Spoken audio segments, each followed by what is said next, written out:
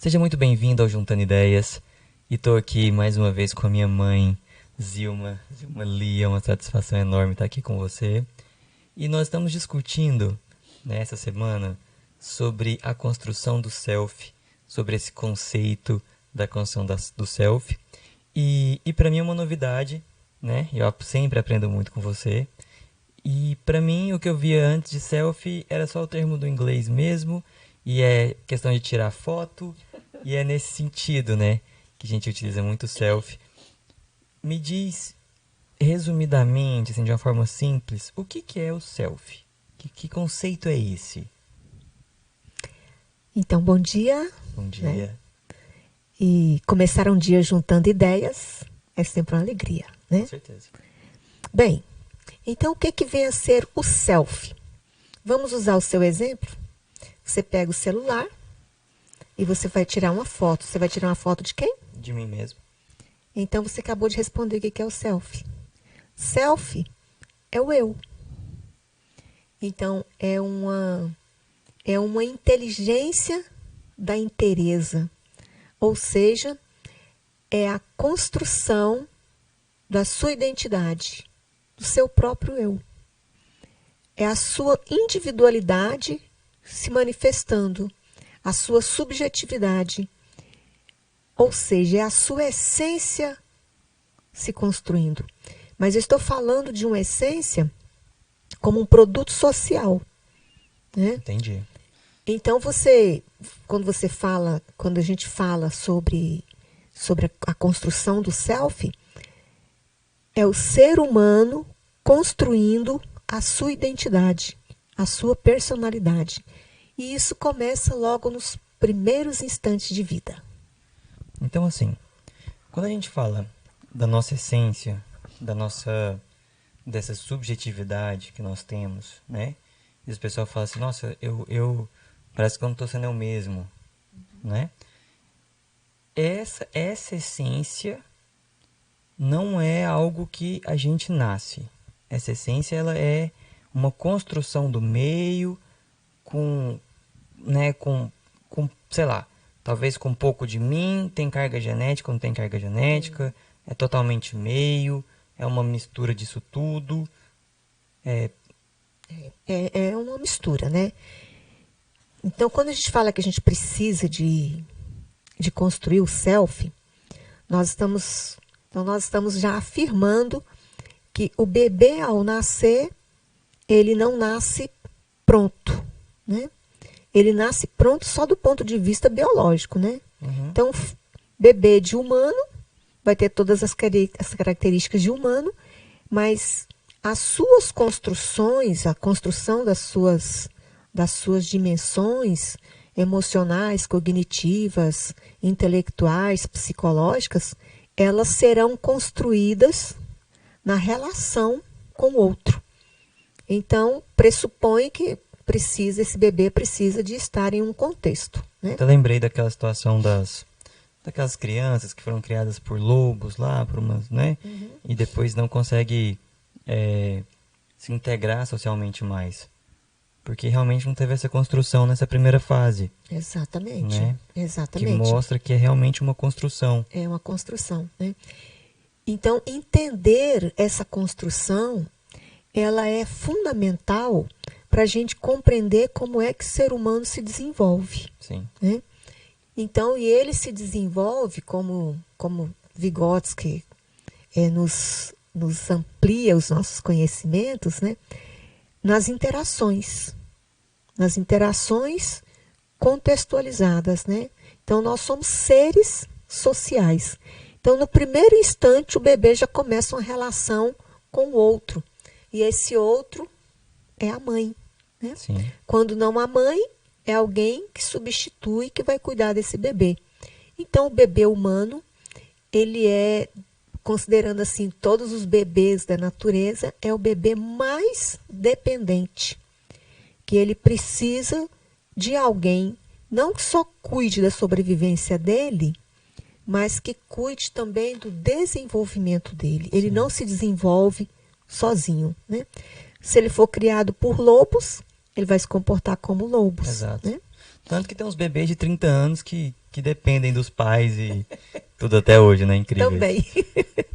Mas assim, nós estamos falando aqui dessa construção do self e, e é um assunto que entra dentro da psicanálise, entra dentro da psicologia. E aí a minha pergunta é o seguinte: é um assunto muito técnico ou os pais têm que entender sobre isso? A mãe tem que entender sobre a construção do self, entende? Até que ponto isso é técnico demais ou até que ponto deveria ser uma discussão de dentro de casa, né? Esse conceito tinha que estar dentro de casa, a mãe tinha que saber disso. A gente compreende que na nossa sociedade acaba sendo um termo muito técnico e muito da área da psicologia, da psicanálise, das terapias, né, e etc.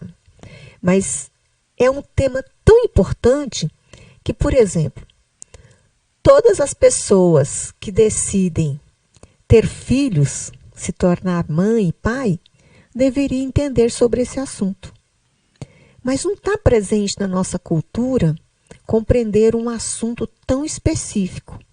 Principalmente que a nossa educação, ela não prima por este autoconhecimento, né? Sim. Por esta viagem que deve ser constante, da gente estar sempre procurando compreender quem sou, por que sou, como sou, né? Mas qual que é a importância para a mãe na educação que ela vai proporcionar aos filhos entender sobre a estruturação do self?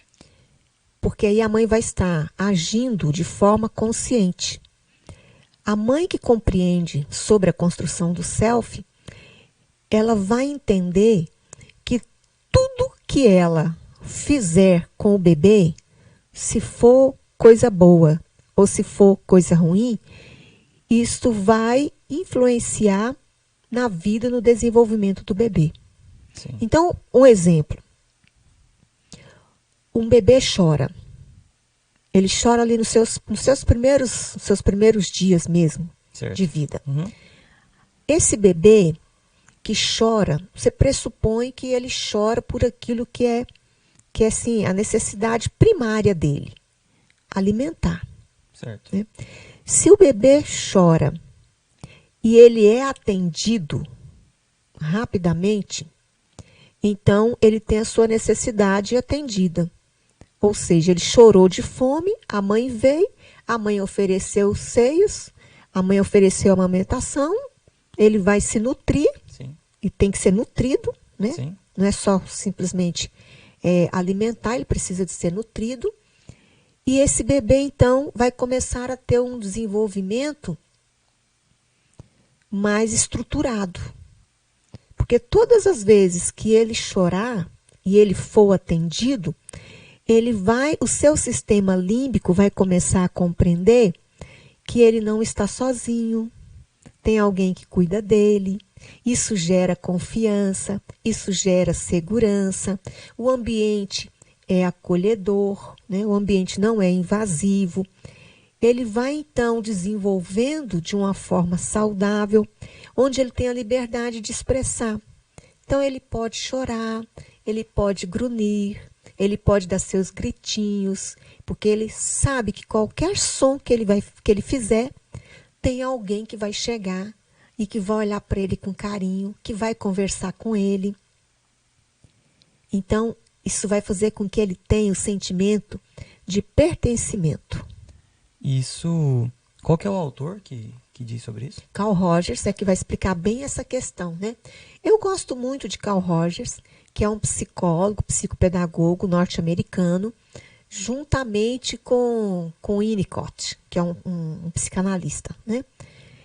Não existe assim uma harmonia entre os teóricos, né? Cada teórico tem o seu viés. Claro. E eu gosto muito desses dois autores. Se vocês forem ler sobre esse assunto, outros autores podem discordar de algumas questões, mas a gente acaba compreendendo que é importante a mãe entender que todo pequeno gesto, tudo aquilo que ela faz o bebê está registrando isso de forma inconsciente. Entendi. Né? E assim, quando a gente está pensando aqui nessa construção do bebê, nesse atendimento, né? Nessa resposta do ambiente ser favorável.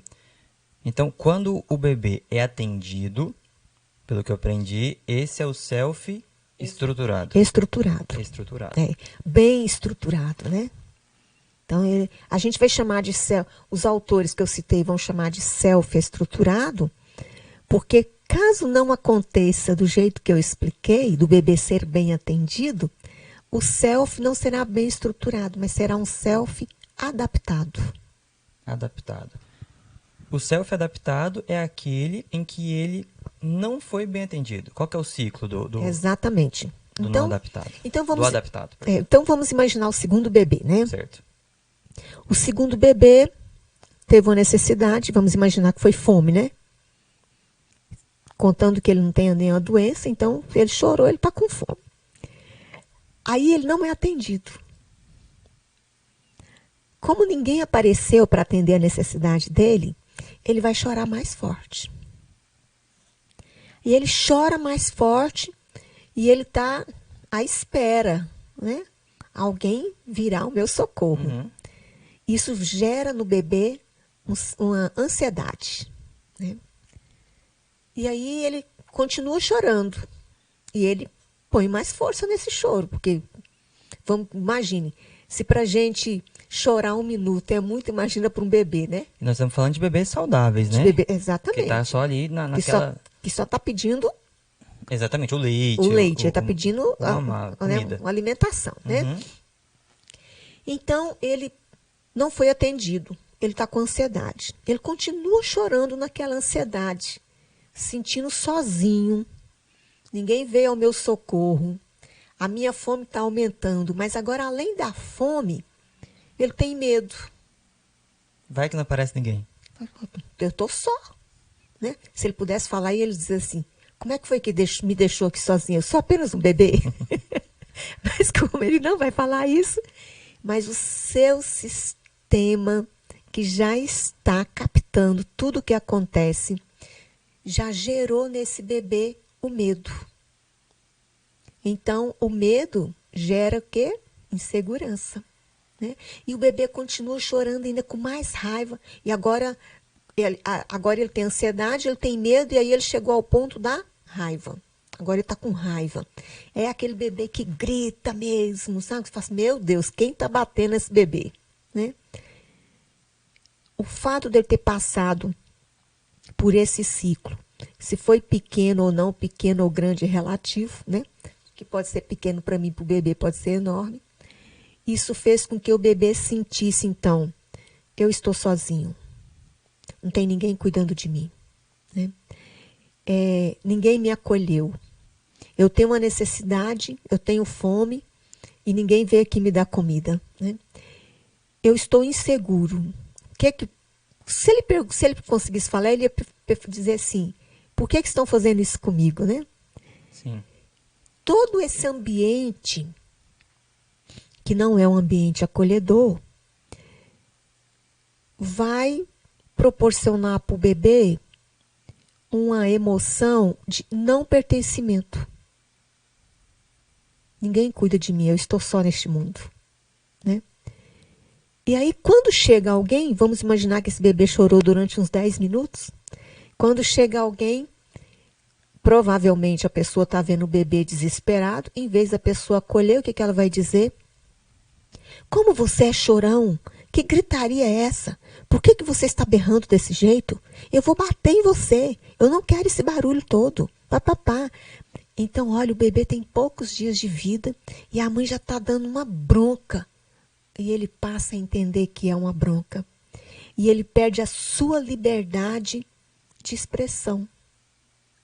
Então, logo ele aprende que ele não pode chorar daquele jeito, que ele não pode gritar daquele jeito. E tem muitas mães e pais que continuam fazendo isso no desenvolvimento dos seus filhos. Como aquela famosa frase que diz assim, ó, engula o choro. É para calar a boca, é para engolir o choro. Gente, olha que violência, né? Se eu estou chorando é porque eu tenho dor. Dor no sentido de necessidade. E eu não posso nem expressar. Mas, Esse bebê, então, vai perdendo a liberdade de expressar, ele vai perdendo a criatividade de viver. Então, como ele perdeu essa liberdade, essa criatividade de viver, o self dele não fica bem estruturado, porque ele não pode ser ele mesmo. Então, ele vai ter que se adaptar. Entendi. É o que os autores chamam de self adaptado. E quem tem o self adaptado vai perder essa alegria de viver porque ele não tem o direito de ser quem é. Quando a gente diz, por exemplo, então eu estou fazendo estou preocupado com meu filho, né, com minha filha e tudo mais, nesse atendimento, logo no começo, quando a gente escuta isso, parece também que é o seguinte, que eu tenho que sair atendendo ele sempre. Precisou, eu tenho que sair atendendo para tudo, porque senão ele vai ficar com o self adaptado. Entende o que eu quero dizer? Entendo. Onde está o limiar do atendimento a uma necessidade, porque com o passar do tempo isso vai se desenvolvendo. Mas olha que interessante. Quando o bebê é atendido nesses primeiros momentos da vida e o self vai se estruturando, um self estruturado tem uma maior possibilidade de construir virtudes. Então, à medida que o bebê vai se desenvolvendo, o bebê vai compreendendo também que ele chama e ele tem que esperar. À medida que ele cresce, ele vai entendendo como é que o ambiente dele funciona. Entendi. Porque ele já tem um ambiente estruturado, ele já tem um self estruturado. Enquanto que aquele que não tem um self estruturado, que é adaptado, ele pode ficar nessa condição de adaptado, mas sofrendo. Ele está engolindo o choro, ele está se segurando, ele não pode expressar, porque ele sabe que se ele expressar a raiva dele, ele vai apanhar, ele vai ser castigado. Então, vê que ele está sempre no esforço de se adaptar ao ambiente. O ambiente não é acolhedor para ele. Né? Ele sente que ele não pertence àquele ambiente. É como aí a criança cresce como se parece que a criança não cabe, né, naquele espaço, porque ela não tem liberdade para viver. E assim, deve ser natural, estou supondo isso aqui, uma mãe que não foi bem atendida enquanto na sua infância, que teve um self adaptado, provavelmente deve criar um meio em que o filho tenha um self adaptado também, porque é a forma com que ela imagina que é o certo. É o que ela sabe. É o que ela sabe fazer. É o que ela sabe. Como é que quebra o ciclo? Então, que pergunta, né? Como é que eu vou quebrar esse ciclo? Aprendendo que eu posso mudar, que eu posso ser diferente. Legal. Aprendendo que quanto melhor o self, quanto mais o self é estruturado, mais eu tenho vontade de mudar. Por quê? Porque existe uma tendência que é chamada a tendência atualizante. Que o self está sempre com o desejo de se atualizar, de desenvolver, de criar, porque o self vai nos levando à autorrealização. Agora, se eu sou uma mãe que não tive o prazer de ter o meu self bem estruturado, ele é um self adaptado, essa mãe, então, é a que mais precisa de um mediador para que ela possa mudar, para que ela possa trabalhar no self dela, para que ela possa entender que também é possível trabalhar no self do filho. E aí, quando a gente entra nessa questão, os autores vão chamar esse momento de fazer um trabalho no ego, trabalhar o ego da criança. Né? Alguns autores já param de usar tanto a palavra self, principalmente os psicanalistas, para a gente reconstruir no ego, né? Para que essa pessoa que está com o self adaptado possa ter essa chance, essa segunda chance de se reconstruir de forma positiva. Entendi. Então, assim, quando a gente pega, estou pensando aqui nessa possibilidade de adaptação, né? Qual que é o caminho natural? Ela faz primeiro um caminho de cuidar do seu próprio, da sua própria construção, do seu próprio self, ou ela vai adaptar, ou ela vai se preocupar já com o desenvolvimento do filho? Não dá para separar mais, né? Porque assim, ó, a partir do momento que nós mulheres somos mães, não dá mais para você pensar em separar, assim, dizer, não, agora eu vou me desenvolver e daqui a pouco eu vou colaborar para o desenvolvimento do meu filho. Não dá tempo mais de fazer isso. Ela precisa. É por isso que a gente fala do educar-se, né? Ela vai se educando e vai educando o filho paulatinamente e ambos vão aprendendo, ambos vão desenvolvendo, porque não tem mais como separar. Primeiro eu, depois... Agora é junto. É junto. Agora é junto. Então, vamos para um cenário em que, assim, o filho já tem seus 8 anos, 9 anos. O sol tá pegando bem aqui, né? Tem uma sombrinha de... Seu filho tem 8 anos, 9 anos, e você não deu condições, você não teve condições de ter um self estruturado. Seu filho não tem um self estruturado. Você não conhecia esse conceito. Sim. Você fez o que sabia, né? Então, assim, os selves não estão estruturados. Nem da mãe, nem do filho. Certo. Filho com 8 anos. O que essa mãe agora fala assim, eu tô olhando para o meu filho e eu quero tentar reconstruir. Eu quero tentar corrigir essa rota. Então. Né? Como que ela tem que agir para poder fazer isso? A primeira coisa, ela precisa de reconhecer que ela não teve o prazer de ter um self estruturado. E não é tentar buscar culpar fulano ou ciclano. Sim, sim. Não é isso. Né? Mas é se reconhecer como uma pessoa humana que quer crescer. Então ela precisa de encontrar um meio para receber ajuda. Então essa ajuda, ela pode vir assim de N pessoas, né? Pode ser de uma pessoa com mais experiência, pode ser de um psicólogo, pode ser de um terapeuta, pode ser de um processo de reprogramação. Existem muitas técnicas. Entendi. Mas essa mãe precisa de entender que ela precisa de ajuda. Agora, se ela for autodidata, ela vai ter que estudar e depois aplicar tudo isso, né? Mas assim, para ela começar a caminhar, tem alguma coisa que ela possa começar a caminhar? Ela já se reconhece, entende? Ela se reconhece a situação do filho e fala assim, não, tudo bem, agora eu quero dar o primeiro passo em direção a essa reconstrução, tanto minha quanto do meu filho, né, para criar um self estruturado. É que ele possa se estruturar, Se estruturar, né? Exatamente. Deixar de se adaptar. Ele deixa, então assim, uma primeira pergunta. O self deixa de ser adaptado e pode voltar a ser... Pode voltar, não. Ele pode deixar de ser adaptado e se tornar estruturado? Já na fase adulta? Ele pode melhorar, né? Ele pode melhorar, ele pode ser... Vou usar uma palavra assim, ele pode ser cuidado, ele pode ser tratado, né?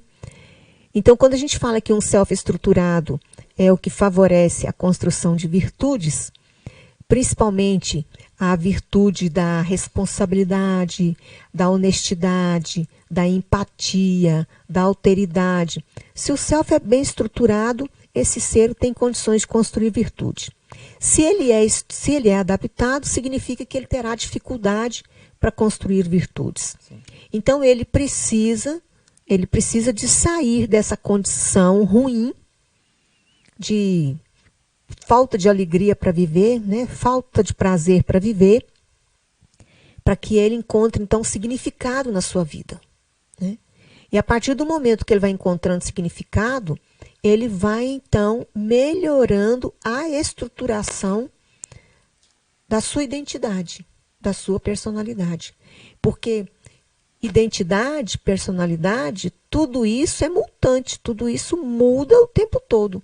Só que, se for para esperar mudar sozinho, processo pode ser muito lento. Uhum. Então, a gente precisa de recorrer aos profissionais que trabalham com essas questões, a professores, a mediadores, alguém a de ajudar.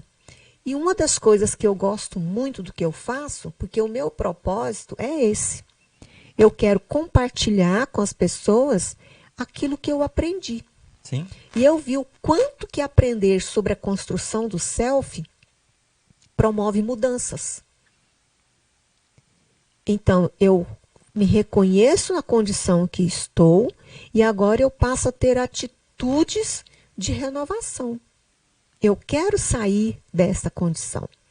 Eu quero sair dessa condição como uma miséria da alma, né? Você já pensou você não ter alegria de viver? É. Não é uma miséria da alma? Então eu falo assim, eu preciso de encontrar um significado na minha vida. E para encontrar esse significado, eu vou precisar de ajuda.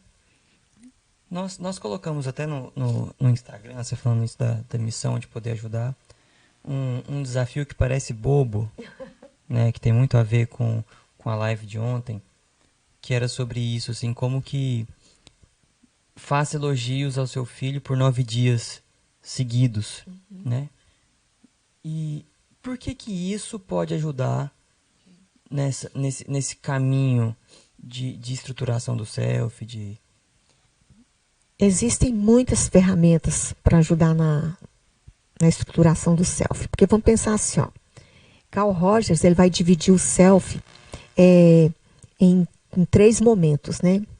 Que é o self, o eu real, que é aquilo que eu penso que sou, porque a gente sempre pensa que é, porque tem uma parte inconsciente que a gente ainda não conhece, né? Sim. O eu me percebo, que é a parte do autoconceito, né? Como é que eu me percebo, qual é a percepção que eu tenho de mim mesma, se ela é positiva, se ela é negativa, e o eu ideal, que é aquilo que eu quero ser, é aquilo que eu desejo ser. Peraí, que eu misturei um pouco os dois primeiros. Nós temos o eu Real, real, que é aquilo que eu penso que sou, aquilo tá. que sou, quem sou. Ah, tá. O segundo é aquilo que penso que sou. Não, o primeiro é esse, O primeiro, é tá, quem sou, que é o eu certo. real. E o segundo? Né? O segundo é esse eu que eu percebo. Um eu penso que sou. O segundo é esse que eu percebo que sou. Nesse que eu percebo, essa percepção que eu tenho de mim mesmo, chama autoconceito. Pra mim, esse era o primeiro. Né? Quem eu penso que sou. Né? Não, essa é a percepção. Autoconceito é a percepção de si mesmo. Né? Então, essa segunda divisão, do que eu me percebo, ela é que vai me dar essa percepção Uhum. de quem eu sou. Certo. Então, essa percepção pode ser, eu posso classificar ela como negativa ou como positiva. Você conhece alguém que toda percepção que a pessoa tem de si mesma, ela é negativa? Sim, sim. Aí a pessoa assim, olha, eu não gosto do meu cabelo, eu não gosto do meu corpo, eu sou muito magra, eu vou me colocar como se eu tivesse um autoconceito negativo, né? Olha para mim, esse cabelo liso de índio, essa cara de Yanomami, né? E agora eu sabe, carrego as marcas da adolescência na pele, sou muito pequena, sou muito magra. A pessoa só se vê de forma negativa. Uhum. Isso fisicamente, que é mais observável, Sim, né? sim. E intelectualmente, faz, nossa, mas como eu não aprendo, eu não consigo aprender as coisas. E tem gente que usa até uma palavra que eu evito até de dar como exemplo, né? Nossa, mas como eu sou burra. Eu jamais digo isso para mim, né? Porque se eu admitir isso, né? É Então, muita burrice. é demais, né? É. Então, assim, esse autoconceito negativo faz com que a pessoa, então, tenha essa percepção sempre para baixo. Ela nunca valoriza nada do que ela tem. Sim, sim. Né? E a terceira divisão é o eu ideal. Todos nós queremos ser um pouco melhor, não é isso? Sim. Ver como que todos nós buscamos a autorrealização. E nessa busca, nós então estamos deixando manifestar o nosso eu ideal. é aquilo que eu quero ser, né? Porque se você perder o desejo de ser melhor, você vai se acomodar, né? Aí você vai deixar de viver a beleza do presente, a beleza do instante, a beleza do agora, Sim. né? Então, dentro dessa divisão, quando eu faço um elogio para o meu filho, conforme o meu desafio lá de 9 dias, significa que uma atividade repetida por 9 dias significa que você vai conseguir trabalhar no córtex frontal da criança ou do adulto e ela vai mudar um hábito, ela vai mudar o comportamento, ela vai adquirir esse novo comportamento. Vamos pegar uma situação que os pais, nós mães, pais vivemos muito. Por exemplo, a criança não gosta de tomar banho. Se durante 9 dias você fazer com que ela tome banho, esses 9 dias, chorando, brincando, rindo, use o que você quiser, mas que ela tome, o sistema dela vai aprender, o sistema cerebral vai aprender esse novo hábito. Agora, isso estou dizendo de uma coisa que para a criança é difícil, né? Agora, você imagina você recebendo elogios durante 9 dias. Essa criança vai começar a acreditar, de fato, nesse elogio que ela está ouvindo. Então, vamos imaginar que até agora a mãe só fala assim, que tarefa mal feita, que letra feia. A mãe só deprecia a tarefa do menino. Ele também está gravando isso. Sim. Vai chegar num ponto que esses rótulos, ele vai olhar e falar assim, minha letra é feia mesmo, minha mãe diz que minha letra é feia, eu não capricho mesmo. É. Aí ele começa a ter crenças limitantes. Incorpora e para de querer melhorar, né? E enquanto que o elogio... Por isso que a letra é feia, mãe, entendi.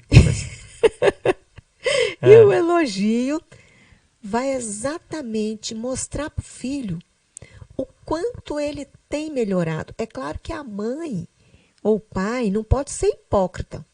Pegar uma coisa qualquer que não é verdade, que é uma inverdade, e ficar elogiando. Não, você vai escolher algo real, né? Real, né? E aí você vai começar a elogiar. Esses elogios, eles podem ser em diversas áreas, mas você pode escolher um item. Então, vamos supor que ele aprendeu a pentear o cabelo. Sim. Né? Um dia você percebeu que ele penteou o cabelo. Né? Aí vai fazer igual a menina que a gente tem aqui, né? Só pentear a franja, né? Mas ele penteou. Aí você elogia, olha, você penteou o seu cabelo. Tá ficando bom. Amanhã, você pode ter certeza, ele vai pentear o cabelo de novo. E se ele não pentear, você dá uma dica para ele. Né? Mas vamos imaginar que lá pelo 3º dia você notou que o cabelo está bem melhor do que no primeiro. Você olha, você está precisando de alguma coisa? Você quer usar um gel? Você quer hidratar o seu cabelo? Você também vai dando condições, recursos para ele melhorar a atividade dele. Olha, filho, ficou muito legal, seu cabelo está bem melhor. Quando você chegar no 9º dia, ele vai olhar no espelho e vai dizer, nossa, agora eu sei pentear meu cabelo. Olha o tanto que meu cabelo. Aí ele já vai falar, mãe, olha o tanto que meu cabelo está bonito hoje. Pronto. Você instalou uma nova verdade para ele. Eu sei pentear o meu cabelo, eu fico mais bonito, Olha a percepção que ele tem de si mesmo. Sim. Eu fico mais bonito. Aí, quando ele fala eu fico mais bonito, ele começa a reconhecer que ele tem uma beleza física, né? E aí ele começa a desejar, ele vai trabalhar lá no eu ideal. Ele começa a desejar que todos os dias ele quer ficar mais bonito. Né? À medida que ele vai crescendo, ele não só quer pentear o cabelo bem penteado, né? Mas ele quer manter os olhos limpos, os dentes, ele quer manter o corpo limpo, ele quer vestir uma roupa bonita, ele não sai mais de qualquer jeito. Veja que um simples elogio fez com que um leque de possibilidades é uma sementinha que se você plantou, abre, né? Exatamente, para que a gente trabalhe lá no eu que está sendo reconstruído. E olha que interessante, como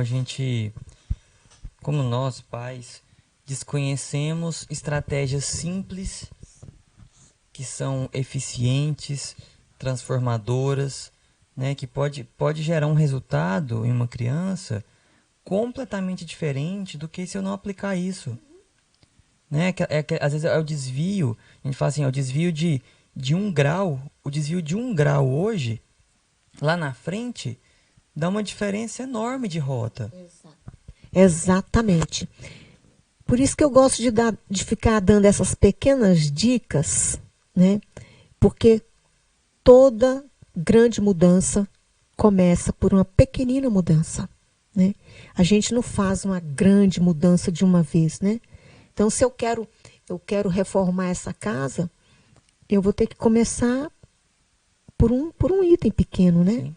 Eu começo destruindo aquilo que eu preciso de reconstruir, né? E quando se trata da personalidade humana, não tem como eu lá sacudir o menino e falar, vamos distribuir, vamos destruir essa parte ruim, né?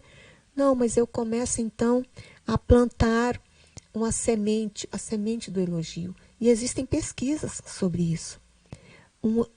Um elogio pode salvar a vida de uma pessoa. Um elogio salva a vida de quem está pensando em se exterminar. Uhum. Né? Um elogio faz com que a pessoa tenha momentos de alegria. E aí pode, de fato, mudar a vida da pessoa. Né? Principalmente quando você aprende a fazer isso, igual a gente está falando. Igual essa dica que você está dando, assim, dentro de um caminho estruturado, né? Assim, dentro de uma lógica e reforçando um hábito. Isso é assim é tão fundamental entender sobre a estruturação do self que quando eu vou para as escolas eu vejo a quantidade de educandos, né, de estudantes que têm dificuldade para aprender. E não é que ele tem uma deficiência cognitiva, uma deficiência intelectual. Não. Ele só tem um self adaptado. Ele não consegue ter alegria em aprender, ele não consegue ter alegria em estar na escola, ele não consegue ter alegria em ter os pais que tem, ele não consegue ser ele mesmo. Desde bebê ele foi tolhido. Uhum. Né?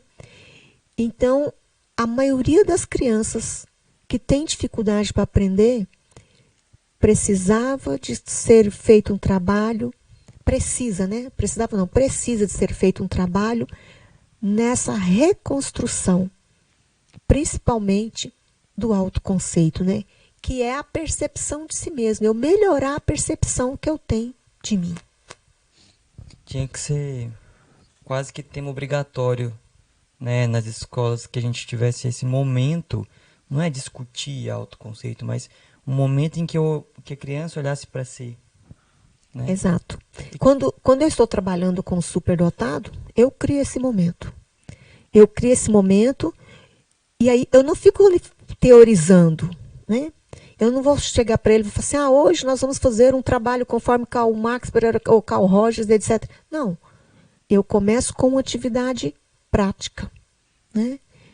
Para que ele vá se percebendo nas interações, e nós vamos fazendo roda de conversa, e a gente sobe no palco, e a gente canta, e a gente movimenta, tudo para ele se percebendo, para ele se compreendendo, para que ele possa descobrir um significado para a vida atual, para que ele acredite que ele possa ser melhor.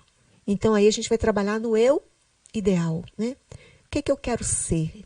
Como eu quero ser? Por que eu quero ser? E aí o trabalho vai fluindo, vai acontecendo, vai, sabe? E é contagiante. É o que a jornada da responsabilidade faz, né? Exatamente isso, que ensina os pais a fazer exatamente esse caminho, sendo que às vezes a escola em que seu filho estuda não entende esses conceitos, que é muito normal que isso aconteça, que as escolas não entendam isso. E a jornada da responsabilidade traz exatamente essa visão, né? A gente vai compreendendo quais são os pilares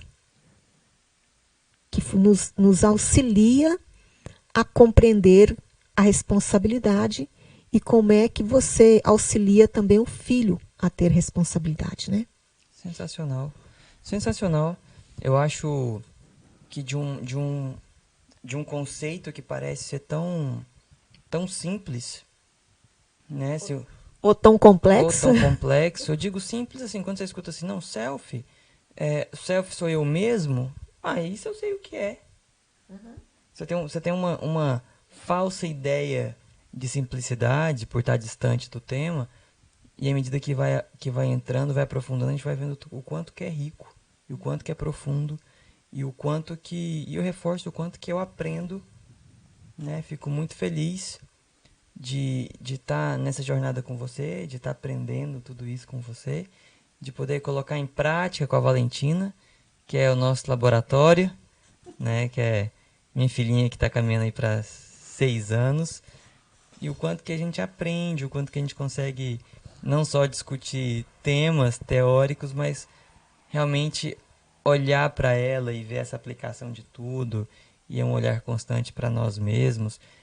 E é uma brincadeira esse processo de aprendizado. Uhum. Né? Ele não é doloroso, brincadeira que eu digo no sentido de ser prazeroso, de ser gostoso. E é isso, minha mãe. Te agradeço imensamente. Muito feliz por esse processo, por essa jornada. Muito obrigado. E estamos juntos aqui no Juntando Ideias. Logo temos mais episódios. E um super beijo. Lembre-se, você é meu presente. E eu que agradeço, seu filho. Beijo. Beijos. Faça elogios daquilo que realmente é bom, porque além de ser elogiado é muito bom, aprender a elogiar é muito gostoso também. Super abraço. Até mais.